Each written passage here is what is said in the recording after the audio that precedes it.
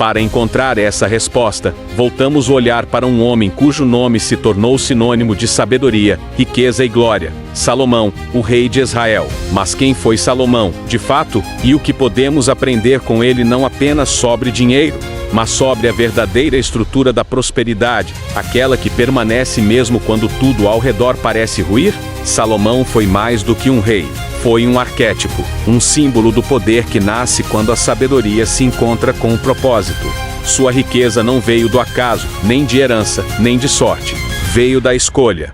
Da escolha por algo que a maioria negligencia: entendimento. Em um dos episódios mais conhecidos de sua vida, Salomão tem a chance de pedir qualquer coisa: poder, ouro, domínio sobre os inimigos. Mas não, ele pede sabedoria. E esse pedido muda tudo, porque a sabedoria, diferentemente do ouro, é uma fonte. O ouro é finito, a sabedoria multiplica tudo o que você toca. E então, Deus responde: por que pediste sabedoria e não riquezas? Eis que também te darei riquezas como ninguém antes de ti teve.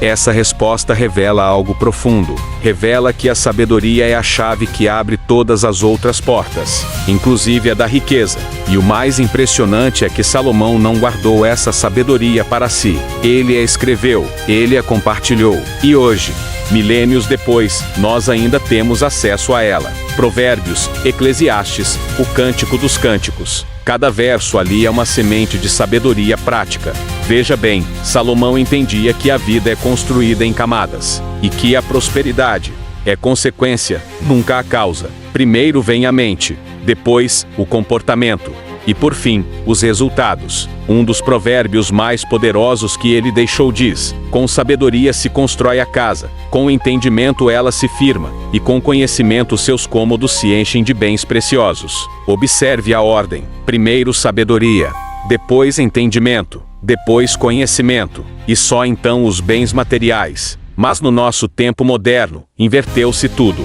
Muitos querem os bens primeiro, sem edificar a mente, sem compreender o processo, e aí vivem num ciclo de escassez, mesmo ganhando dinheiro. Salomão também foi um estrategista. Ele diversificava fontes de renda, estabeleceu rotas comerciais, fez alianças com reis de outras nações, criou sistemas logísticos e econômicos avançados. Ele tinha renda de portos, minas, terras, impostos e comércio de especiarias e cavalos. Hoje, chamariam isso de múltiplas fontes de receita.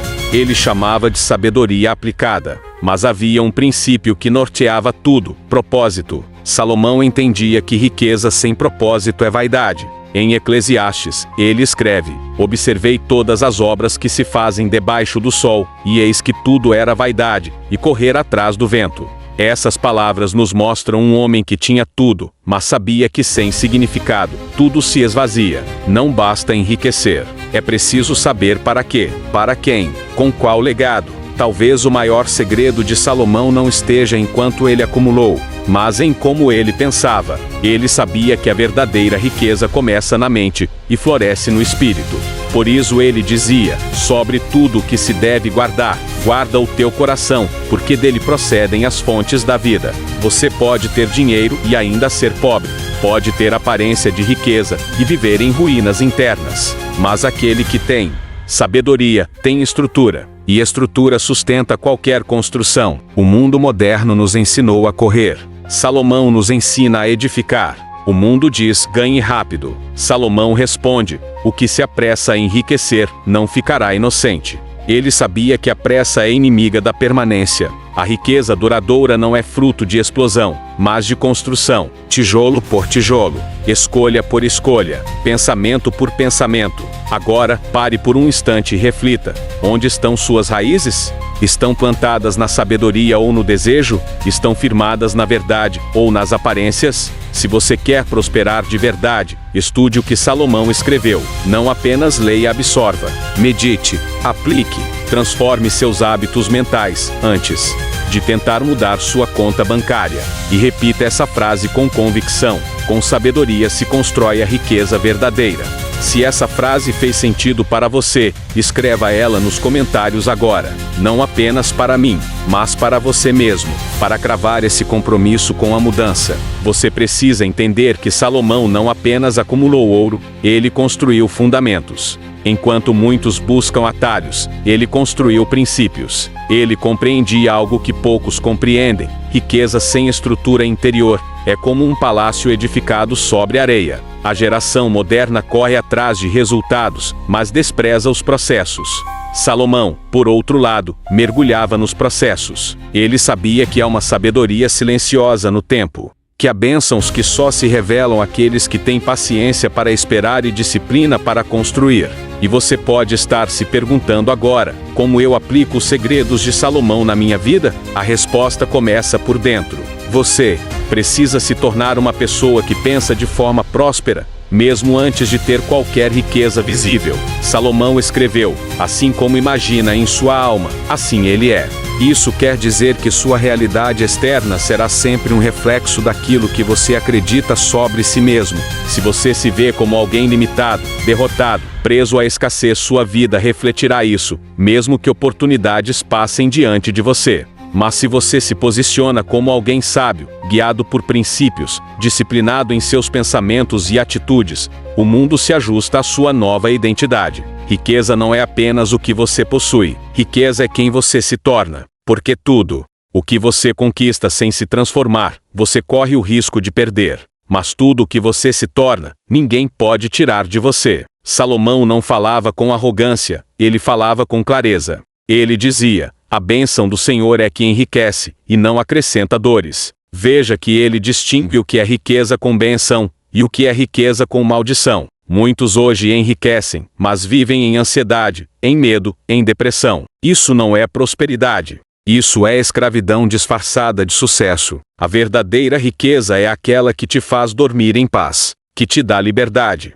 que te permite abençoar outros, e não viver em constante comparação. E isso começa com sabedoria. Você já percebeu como Salomão não acumulava apenas ouro, mas também acumulava conselhos? Ele cercava-se de pessoas estratégicas. Ele ouvia, ele aprendia, ele escrevia, ele refletia. E hoje, quantos de nós gastamos horas com distrações, mas poucos minutos com sabedoria? Há quem diga que vivemos na era da informação, mas poucos vivem na era da transformação. Salomão não apenas recebia conhecimento, ele transformava esse conhecimento em atitudes. E aqui está outro segredo profundo: a sabedoria que não é aplicada vira peso, vira culpa, vira frustração. Salomão dizia: o preguiçoso deseja e nada tem, mas a alma dos diligentes se farta. Em outras palavras, desejar não basta, orar não basta, a fé sem ação é fé morta. O pensamento positivo sem atitude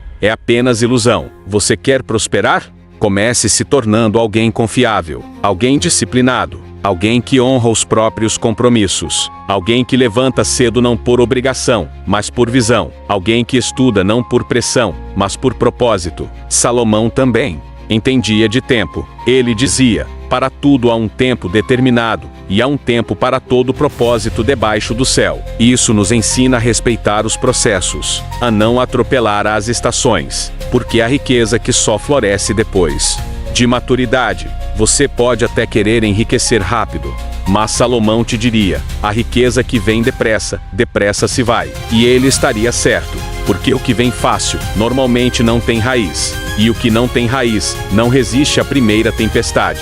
Por isso, aprenda a valorizar o pouco, aprenda a administrar o que você tem hoje. Porque se você despreza o pouco, você está fechando a porta para o muito. E aqui vai uma verdade dura, mas necessária: Deus não multiplica o que você despreza. Salomão prosperou porque respeitava até os detalhes, porque sabia que a excelência se manifesta até nas coisas pequenas. Ele governava um reino, mas não se perdia na vaidade. Ele era respeitado por reis, mas se curvava diante de Deus. E talvez esse seja o segredo mais poderoso de todos: humildade diante do Eterno. Reconhecer que toda sabedoria vem do alto, que todo ouro é apenas poeira diante da eternidade, que toda conquista, se não for usada com propósito, é apenas ilusão passageira. E agora eu te pergunto: onde está o seu coração? No ouro, ou na sabedoria? Na pressa, ou no propósito? Na aparência, ou na essência? Porque Salomão está te ensinando, milênios depois, que prosperidade não é um destino, é um caminho. E esse caminho se percorre com disciplina, sabedoria, fé, humildade e ação. Se isso fez sentido para você, escreva nos comentários agora. Com sabedoria se constrói a riqueza verdadeira.